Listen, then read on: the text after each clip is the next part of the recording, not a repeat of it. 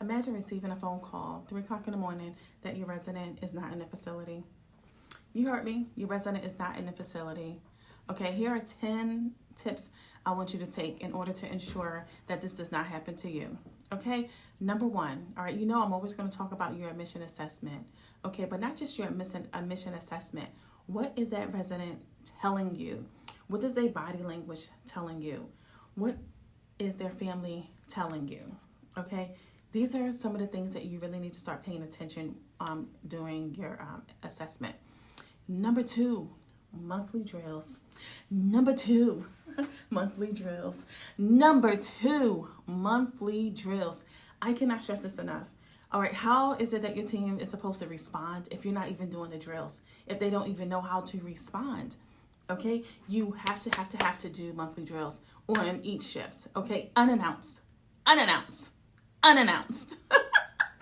But of course, you're going to educate them first. Okay, if you're not doing this. Okay, then number three, document the staff response. How are you supposed to know if you are hitting all the key areas if you're not identifying areas of opportunity that they can actually carry this out? All right. 4, review your elopement risk residents quarterly at their care plan meeting. Is this patient still a risk for elopement or not? And if they're not, everybody should be in the deciding factor on whether to take that patient off or not. Update the residents' photos, guys. Let me tell you.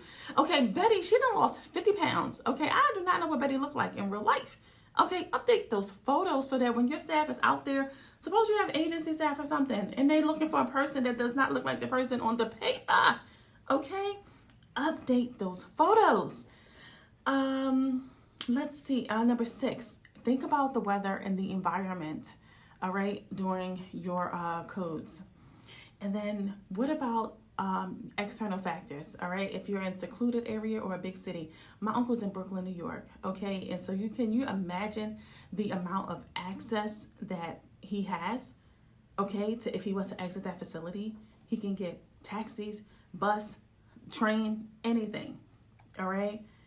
Number 8, make sure that your team is able to communicate with one another. So you should have a charge in-house and you should have a charge outside. Okay, either they're using walkie-talkies or a telephone, but they need to have clear communication. Number 9, be sure that the family is involved. Okay, you want to make sure that the family is involved and is up to date on everything. And number 10, make sure your social worker is also involved. All right, any new person coming into the facility, they need to have their BIMS assessment, and this could be updated quarterly. Those are my 10 tips on keeping